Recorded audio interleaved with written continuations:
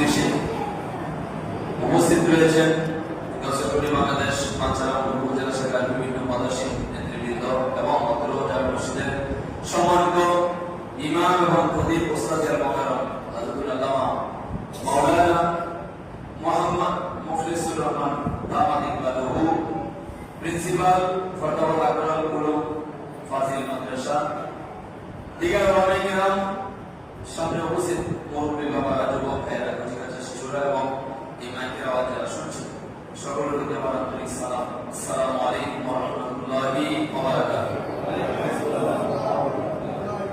আল্লাহ পাকের দরবারে শুকরিয়া আদায় করি যে আল্লাহ পাক পবিত্র রবিউল আউয়াল মাসে দাওয়াতুল খায়রে মাহফিলে আল্লাহর ঘর এই মসজিদে বেহেশতি পরিবেশে বেহেশতের বাগানে আমাদেরকে আসার বসার তৌফিক দান করলেন। সেজন্য মহান আল্লাহ পাকের দরবারে সবাই শুকরিয়া আদায় করেন। আলহামদুলিল্লাহ। রব্বে কায়নাতের দরবারে আরো শুকরিয়া অজস্র অগণিত শুকরিয়া এই জন্য যে আল্লাহ পাক আমাদেরকে তার প্যারা হাবিব দুজাহানের বাদশা হায়াতুন নবী, জিন্দা নবী, নূরের নবী, গুনাহগার উম্মতের সুপারিশকারী নবী, আমাদের নবী বলেন সুবহানাল্লাহ, যিনি আউয়ালের নবী, আখিরের নবী, জাহিরের নবী, বাতিনের নবী, যিনি সাহেবে আল্লাহ, যার ওসিলায় আল্লাহ তাআলা পুরো কায়নাত বানিয়েছেন। সুবহানাল্লাহ। যাকে না বানাইলে আমাকে আপনাকে এই পুরো দুনিয়াতে কোনো কিছুই আল্লাহ তাআলা বানায় না। সুবহানাল্লাহ। শুধু তাই নয়, রব্বুল আলামিন বলেন আমার হাবিবের মাধ্যমে আমি জাহির হয়েছি, প্রকাশিত হয়েছি। বলেন সুবহানাল্লাহ। সেই নবীজি যিনি কুল কায়নাতের নবী এবং আল্লাহর যত আলমের জন্য আল্লাহ রব, আল্লাহ তার হাবিবকে তত আলমের জন্য বানিয়েছেন রহমত।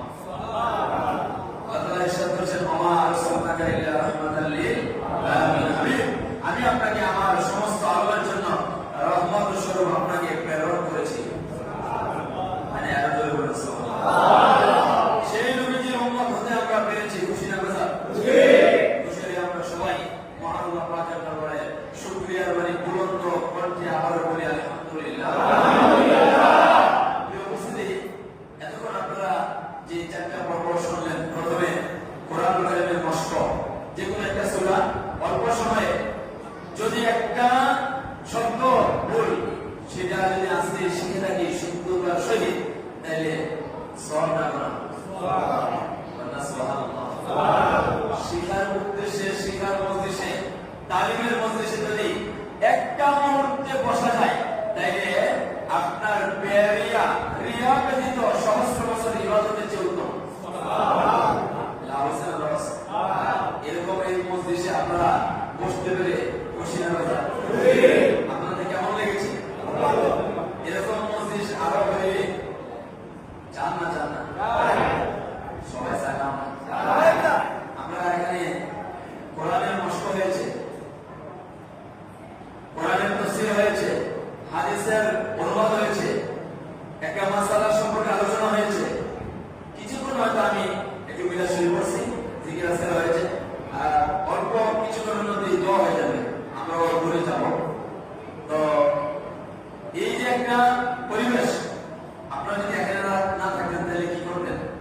বাসায় গিয়ে টেলিভিশন দেখতেন। মুসলিমরা এখন টেলিভিশন কম দেয় না বেশি দেয়? কারণ সবার ঘরে সিডি টেলিভিশন আছে, আছে না ভাই? দুধের সুর কিন্তু নাই, কারণ দাম বলার সাইড আছে, আছে না নাই? আগে তো সাইডে চিন্তা ছিল, সারাদিন কঠোর পরিশ্রমের পরে রাত্রে এশা নামাজ পড়া তাড়াতাড়ি ঘুমাইছে, কথা কোন ঠিক কিনা?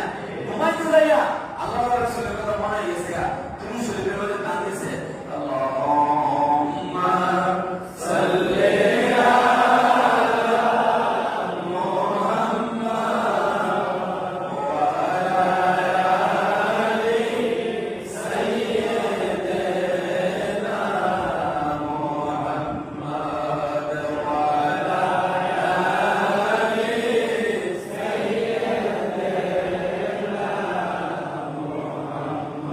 এই দুরূদ শরীফের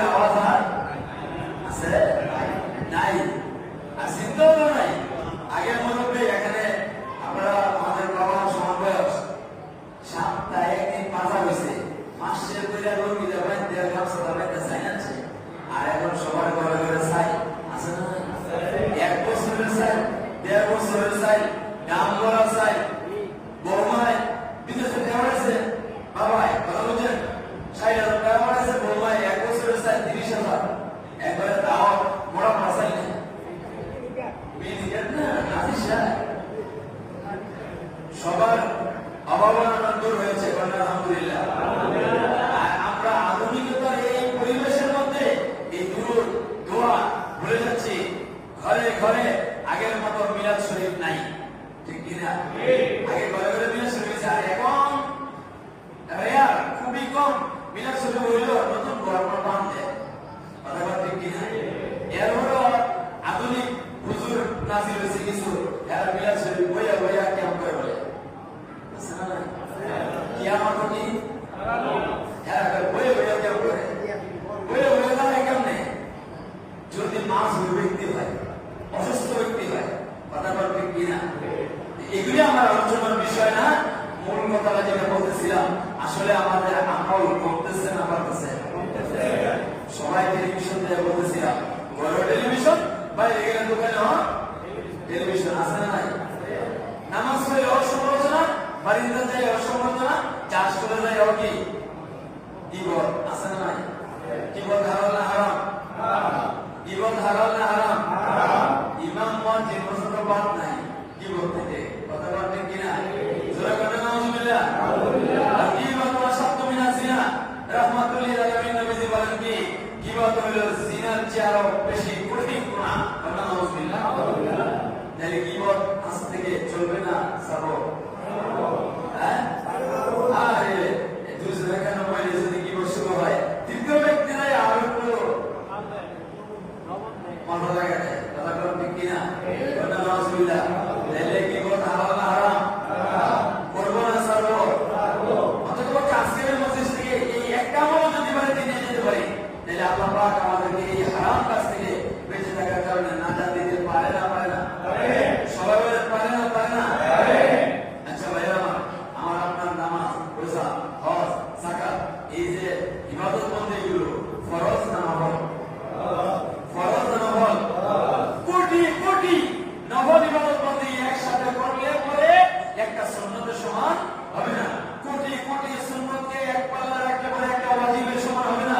কোটি কোটি ওয়াজিবকে এক পাল্লা রাখলে পরে একটা ফরজের সমান হবে না। আর এরকম দামি ফরজ ইবাদত নামাজের মতো এই ইবাদত হইতো না যদি আমার আপনার নবী না হতো। ঠিক কিনা?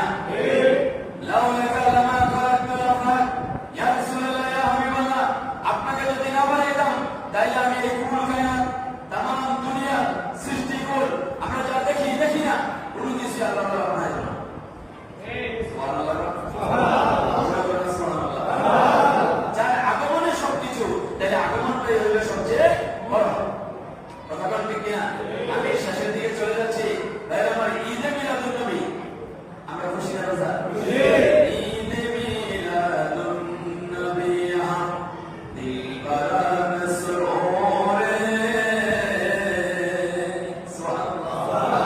নবীর আগমনে সৃষ্টিকুল সবাই খুশি। আমাদের জাতীয় কবি কাজী নজরুল ইসলাম কি বলেছেন?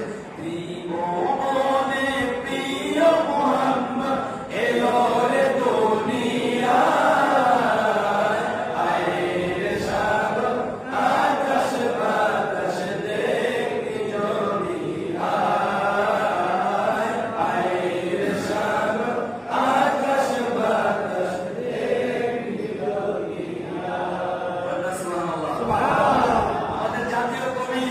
শুধু কবিতা লিখেন নাই, ধর্ম সম্পর্কে লিখেছেন, নবী সম্পর্কে লিখেছেন, কথা বলেন ঠিক কিনা?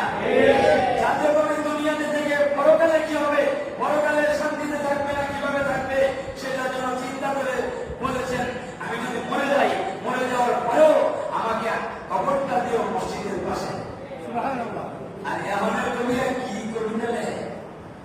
যারা স্কুল কলেজ মাদ্রাসায় পড়াচ্ছেন, শিক্ষকতা করতেছেন, আমরা দেখতেছেন যে কবিদের মনস্তাত্ত্বিক চিন্তা কোন রকম।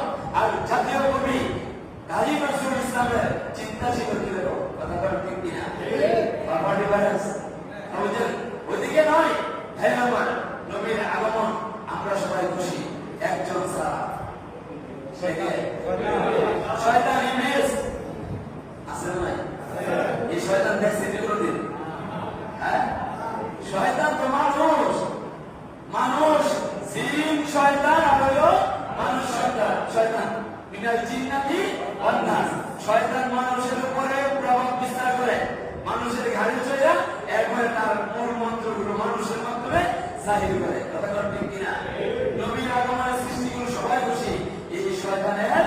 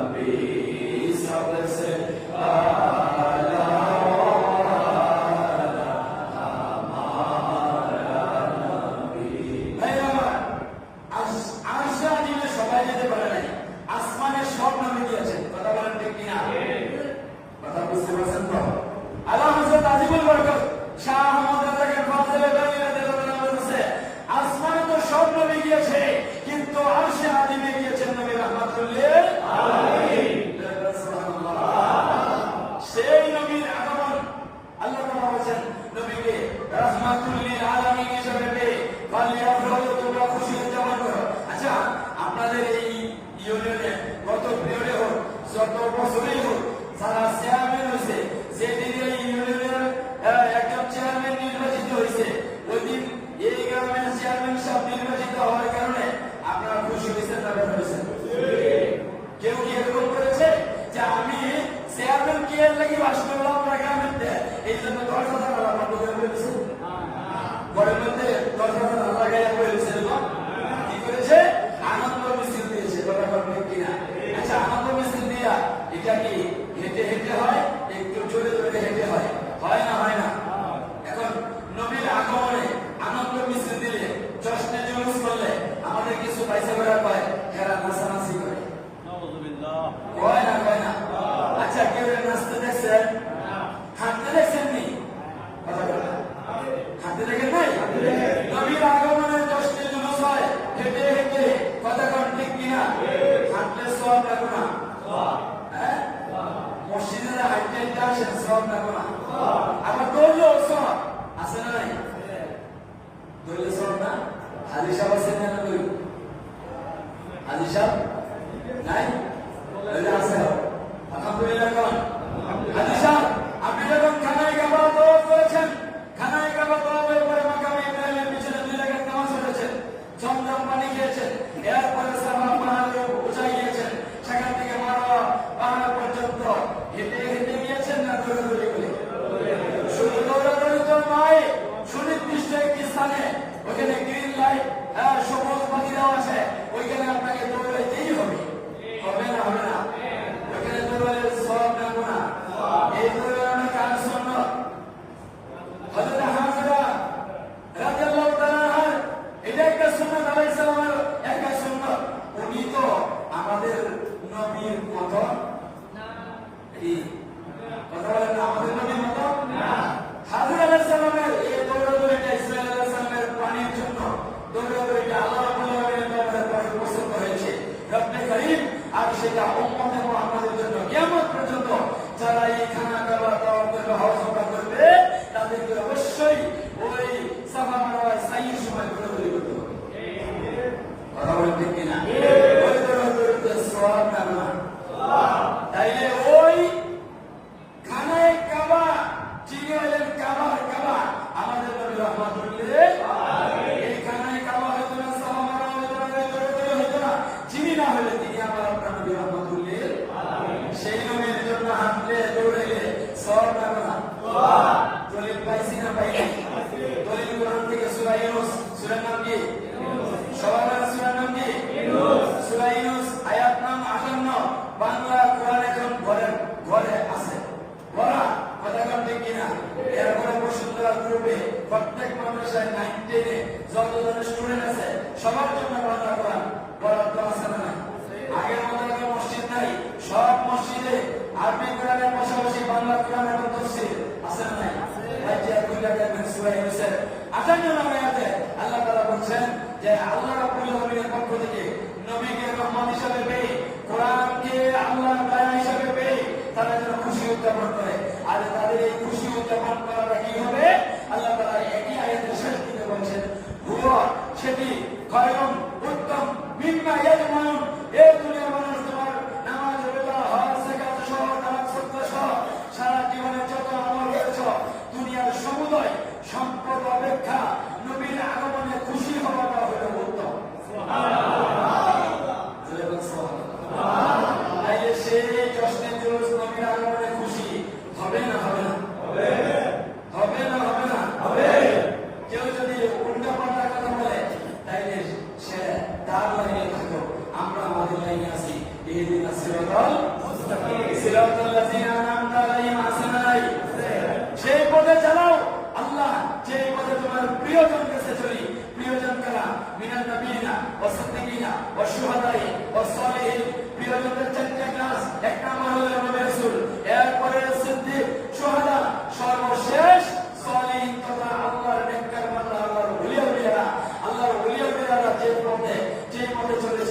আমরাও সেই মতে সেই পথে চলতে চাই না চাই না।